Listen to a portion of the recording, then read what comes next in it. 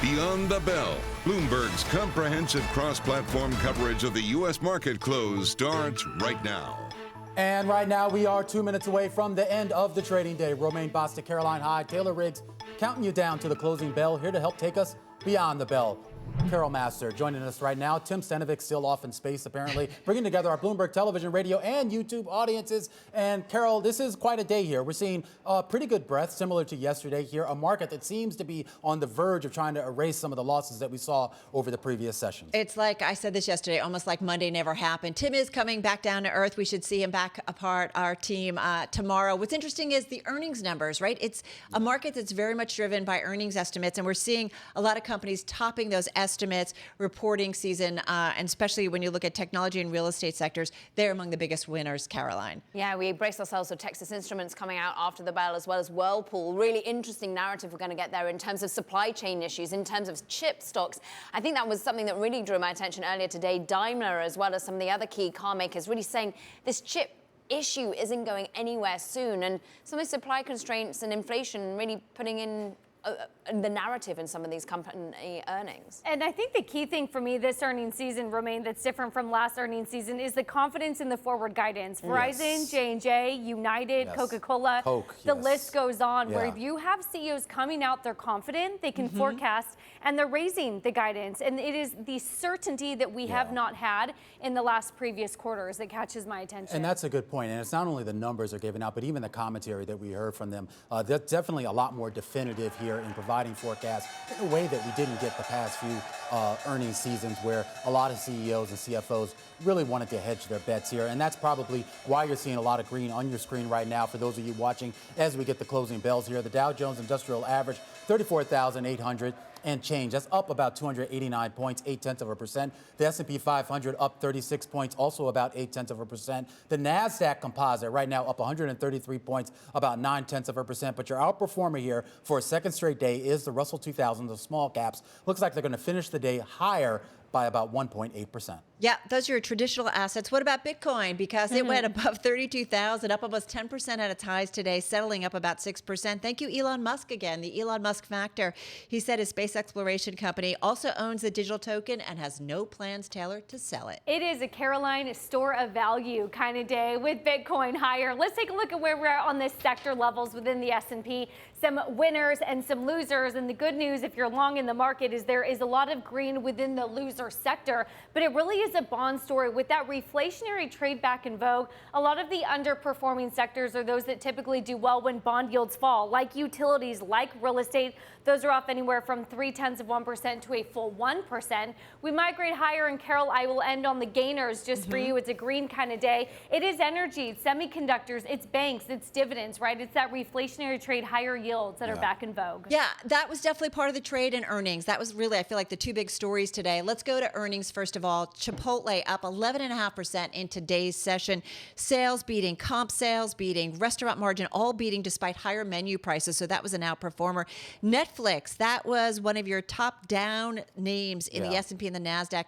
Tepid third quarter new subs. We were talking about it yesterday. I think we're seeing Texas Instruments cross the wire right now. Yeah, let's get to it. Texas Instrument crossing the Bloomberg terminal. Obviously, a closely watched chip name. Let's get to it. And let's get to the forecast. That's what everybody wants to know about. Sees third quarter revenue, $4.4 billion to $4.76 billion.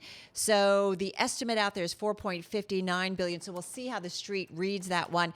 As for the second quarter, revenue, $4.5 billion, 4.6 almost. That's a beat, Caroline. Second quarter EPS also beat, $2.05 a share versus $1.48. That's year over year comparison. Stock down, though, 3.2% in the aftermarket. Always notable with Texas Instruments and all these chip makers, of course, is going to be the desire to see demand, how much longer we see demand, much longer we see supply chain issues. ASML over in Europe, of course, a key equipment maker, was saying there is just so much hunger to be getting into redefining the supply side when we have such a torrent of demand on the other side. But really, we're awaiting, of course, also Whirlpool, which Romaine is a key user of chips. And as many realtor or real estate broker will tell you, there's many an issue when it comes to washing machines into your new houses. And it's interesting, too, that for all the bump that Whirlpool had over the pandemic here, analysts were really kind of bearish on this stock for quite some time. And they've actually turned even more bearish on the industry, basically saying that the peak for a lot of these home appliances and other sort of supplies that people have been buying, that might be beyond it. Then you throw in some of the supply chain issues and all the other inflationary issues here, saying that the bloom may come off the road. So it'll be interesting to see what kind of commentary we get out of Whirlpool, specifically with regards to the persistence of some of these sales, and more importantly, I guess,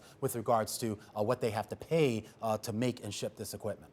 We're talking global, of course, global revenue streams coming in different FX, of course. And let's go to FX as I speak. We had an interesting day. For once, the dollar went lower, not that desire to get into that haven that we've seen for the last couple of days. We saw the dollar go low, we saw the Japanese yen as well, that other key area of sort of safety in the last few days has actually been on the downside. Japanese yen off by 0.4%. British pound actually finally catching a bid. The Canadian dollar up 0.9%. Why? Because oil is getting a bid. Let's go across to commodity space. Brent crude up 4%. Remember, sold off by 7% on Monday. We're slowly clawing back those gains. $72 where we finish with Brent crude. WTI crude also at $70 a barrel. Money coming out of steel, though. So interestingly, China pushing back perhaps against some of the run-up that we've seen in certain parts of the commodity space. Coffee, though, we all know it. Arabica beans, as Romaine will tell us, they're still on a run. The freeze is the issue. That's the good kind, sweet kind. It's the sweet kind that Starbucks likes. Meanwhile, sovereign bonds, actually yields rising globally, Taylor.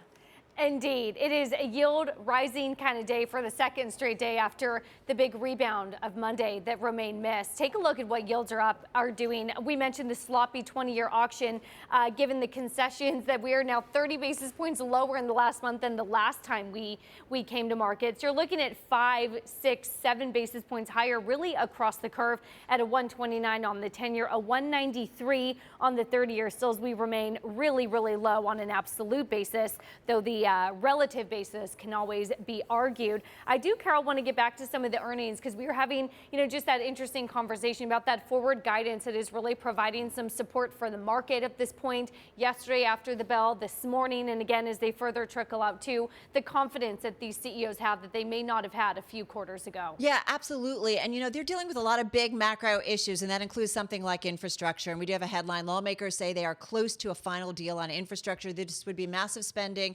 private-public partnerships, and that could certainly give another thing, Romaine, that gives some juice to the economy. All right, Whirlpool earnings are crossing the wire. The company apparently raising its full-year guidance here. Here are your 2Q numbers. So on an ongoing basis, 664 Street was looking for 590 on the EPS. On sales, 5.32 billion. Street was looking for 5.03 billion, and the company is raising its guidance. Not quite sure exactly what the hard numbers are on that guidance, but that is the main headline here. It looks like a beat and a raise for Whirlpool.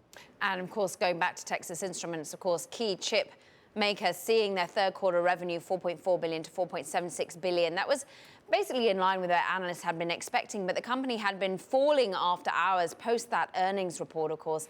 This, as we see, continued analog revenue coming in slightly ahead of expectations, but Texas Instruments, the one to watch post their numbers, and the CEO saying they saw strong demand in industrial and in automotive as well. This was really being voiced by Daimler earlier, the maker of Mercedes, Taylor, that was really saying they see this chip issue, the supply chain issue running into 2022. They are having to curtail their overall supply that they think they can bring to the market, the sales that they would have made in their cars, because they can't make them. Yeah, I'm glad that you brought up the comment by the CEO because I'm a little disappointed there's not more commentary within the press release. We've dug through the whole thing, and Caroline, that was pretty much it in the first paragraph. They talk about returning cash to shareholders through dividends and repurchases of about $3.9 billion in the last 12 months and looking at dividend as a percent of free cash flow. But I kind of, Carol, wanted some of the more juicy stuff. Well, what's interesting is we just had David Dietz over at PPAC Private Wealth Management on, and he said this is, one thing that will help support the market longer term, and that has to do with investors having a lot of cash on hand and corporations having so much cash on hand that they can do buybacks, and that should provide some support when we start to see some momentum remain running out of the market. And I really feel like this is going to be key over the next few months, and you touched on this, Caroline. I mean, obviously Texas Instruments makes a lot of chips. It goes across a lot of different sectors here, but I think when you look at what's going on in the semiconductor industry, that's really going to extrapolate out to so many other industries and what type of earnings we see out of them going forward over the next few months. And what about capital spending? Romaine, your favorite topic. but they're all giving the money back to investors. Yeah, well, Texas Instruments, to their credit, they are trying to invest here in the U.S. and building out a few plants here. It'll be interesting to see what the follow-through is on that. Carol, I have to say that is the key point that Gina Martin Adams made of why isn't the CapEx coming back? Is it uncertainty, and have we gotten through that period of uncertainty? Or paying workers more, or hiring more workers, right, which provides some momentum in the economy. CSX, by the way, it is up about 1.4% in the after hours, so that's following their earnings numbers. Do you care about Las Vegas Sands? Another loss there. Nobody's going back. Are you going to Vegas? Oh. No, not splashing the really. cash? I want to live. Are they up in the after hours? No, they're down. Okay. All right. Good to know. All right. That's going to do it for our cross-platform coverage. They're down, in fact, about 0.8%. That's going to do it here on Bloomberg Radio, Bloomberg TV, and on YouTube. We'll see you again, same time, same place tomorrow.